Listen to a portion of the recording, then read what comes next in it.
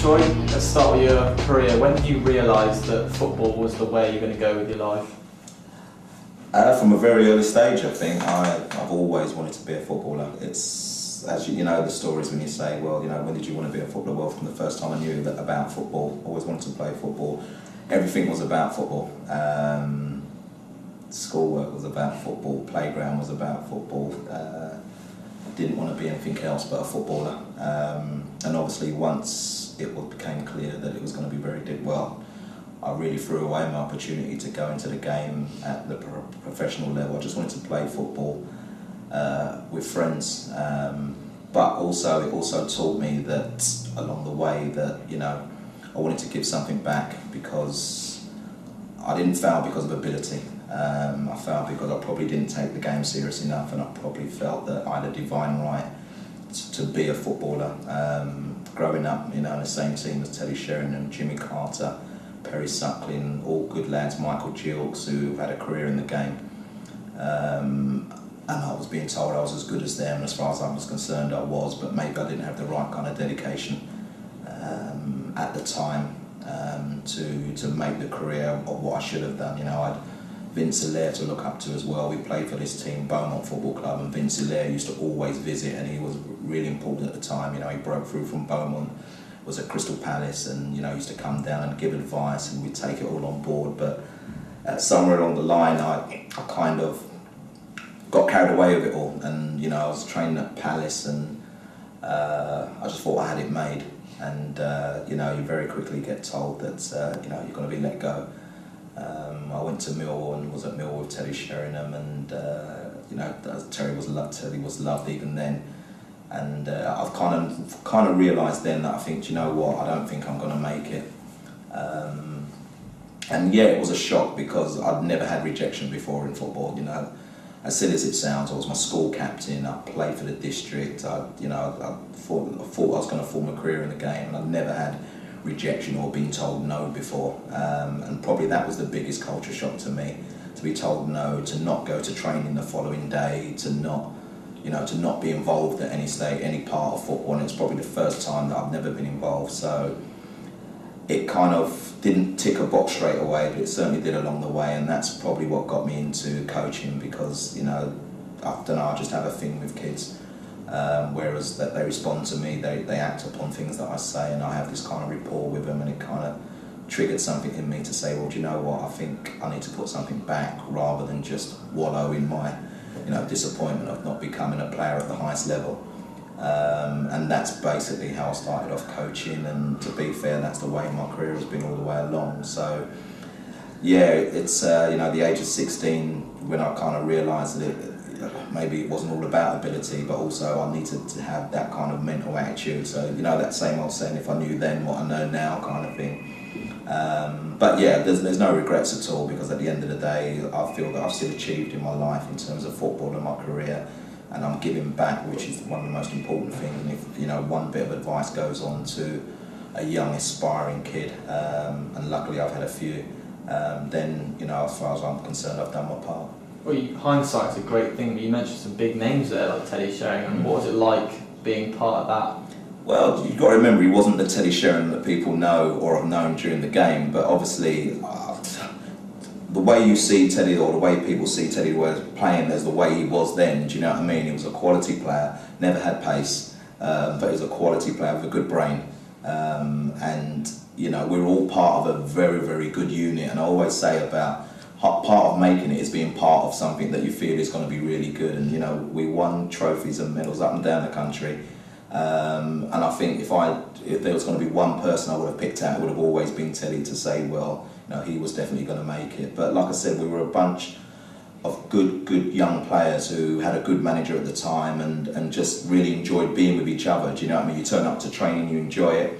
You turn up to games, you're going to play football the right way. And I think that's probably the biggest thing that has left an impression on me, and also helped me in my coaching career as well. So I want players that play for me or are part of my sessions to enjoy what they're doing, not just turn up for the sake of being part of something that's got football under it, but I want people to enjoy what they're doing. So, and it's great to, the way Teddy's career, panned out. It's nice to see that as well. And, we bumped into each other like many moons ago. And what was nice is that he was the same Teddy Sheringham that I knew before. We hadn't seen each other for 10 or so years. And he kind of went to watch his son Charlie playing a game, and we were playing on the pitch next to him. And, you know, some of the lads were awestruck at the time because he was playing for Man United. And he kind of, as they went up to him, kind of said, "Your coach, is that Troy Townsend?" Do you know what I mean? He said, because I previously told them the story, and I think they just thought, well, he doesn't know. Do you know what I mean? And so that was really nice for him. You know, we had a good little chat and you know, it's very humble. And you know, it was good to see him make a career and do what he did, and obviously all his caps and stuff. But I also remember him obviously a little bit differently as the funny character when we were training and stuff like that. So yeah, that has left a big mark on my career. And again, I can also say, well, you know what, because of that, I am the person or the coach or the manager or whatever it is that I am today because of those experiences way back then. You saw Sheringham obviously win all those titles with United, and it must have made you feel great that you were part of that growing up. But what stopped you from getting to where he went to? Troy Townsend, full stop. It's nothing else that I don't think I was dedicated enough. Maybe I didn't have the same family background. I mean, I know that Teddy's, you know, dad was always at the games. Always. There was not a game that he would miss, do you know what I mean? And, you know, up and down the country we used to go, and Teddy's dad was always there. It was quite different in my household. You know, mum and dad had to work, and they had to earn a living, and it was hard. And I remember one day running home and saying that, you know, I've got a game coming up, and I've got Palace watching me, I've got Millwall watching me, I've got QPR watching me, and it literally went right over my mum's head. She didn't even know what they meant, do you know what I mean? So parental support is massive for young players today as well, and we always say that to, you know, our group of kids that we've got, that, you know, it's always nice. We know how busy parents can be.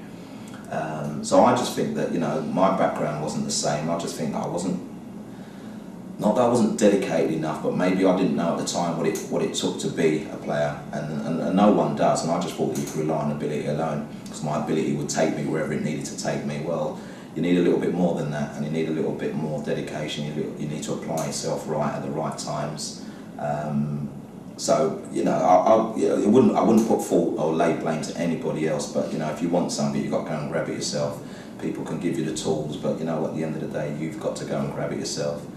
And one of the big things I remember is playing for Beaumont, and Crystal Palace were there, and I had a stinker for 70 minutes. I was absolutely shocking. There's 2 scouts were there, and I knew they were there as well. You know what scout looks like, even if you don't know.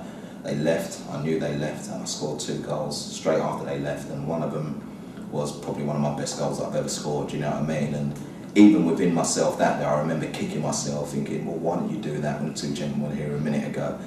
And again, that's a thing that has lasted with me, and then I always say to, you know, the kids or the players, whatever, you know, you never know who's watching, you never know who's around, you never know who's watching. So when you want to switch off for 70 minutes, or you don't want to be the player that we know you can be for 70 minutes, but then you want to turn up with 20 minutes to go, you know, that wouldn't tick the right box either, because at the end of the day, what manager wants someone that turns up for 20 minutes, do you know what I mean? So my experiences back then, I always recall them, and I always talk to people about them, and I always, you know, rights and wrongs and whatever, always tell players, individuals about that, because like I said, it's a learning experience. It's something that I've had to overcome to then go into a coaching career and stuff like that. And, you know, somewhere down the line, they'll all remember what happened when they were youngsters, even if they don't want to immediately remember now.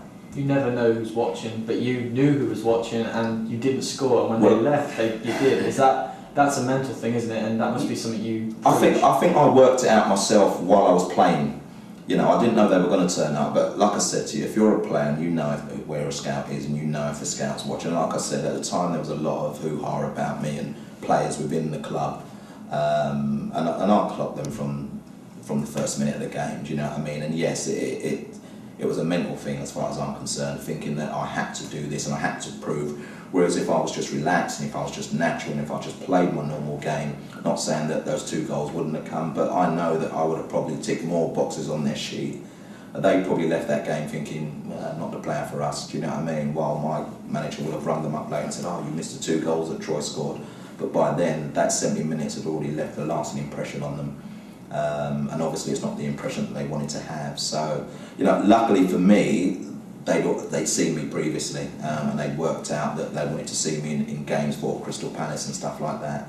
And I had the opportunity to go down and train with the lads and be a part of it. But like I said, it was really difficult for me in terms of that there was no way my mum could go, there was no way my dad could go. I was relying on my manager of the football team, and we had the likes of Michael Gilks, who was really the same as me, who needed to rely. His mum and dad couldn't go, so we needed to rely on the manager. If there was a stage that the manager couldn't come, then obviously we weren't going to go. Do you know what I mean? And I think all that rolled in probably meant that it wasn't going to happen for me. But I would never take away the experience, and anyone that says, "Oh, no, I didn't want to be a pro anyway," is just mad. Do you know what I mean? Because of course you would. And like I say, with the career, I'm not saying I would have had the career that Teddy had, but with the career that he had and the career that the likes of Perry Suckler and Jimmy Carter had, you'd think to yourself, well, I definitely think myself, well, I was as good as that, and would have liked to have tasted that. But at the end of the day, in football you can't have regrets, because if you have regrets, then there's no point being in the game as such.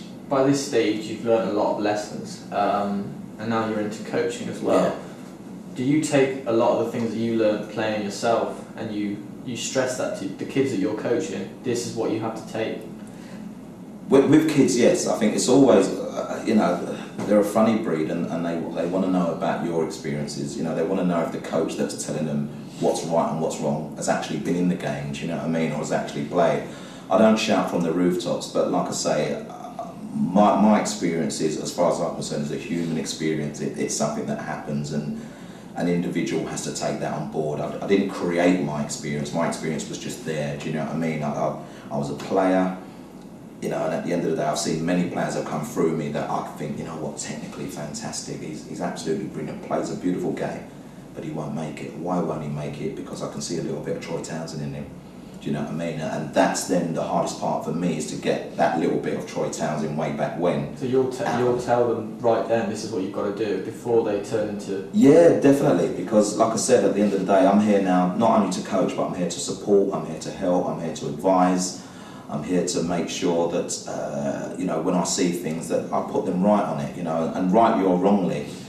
Some of them may take it on board, some of them may say, he doesn't know what he's talking about, or what kids are like, do you know what I mean? But ultimately, because I have produced youngsters that have gone into the game, ultimately I think they know that, at the end of the day, what Troy was saying was correct, and he's given us every platform to try and make it as a player. I can't push them into the system. I can only give them the tools that will help them develop and go into the system. When they're in the system, it's like I say to players, when you cross the white line, a manager can tell you everything he wants, you can do all the tactics you want.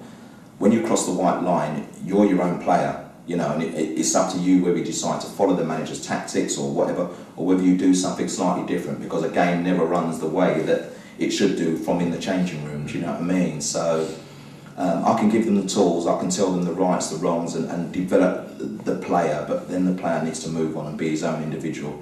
And that's probably the biggest step, that's probably the hardest step that any player has to take, and it's the part where most players fall down as well.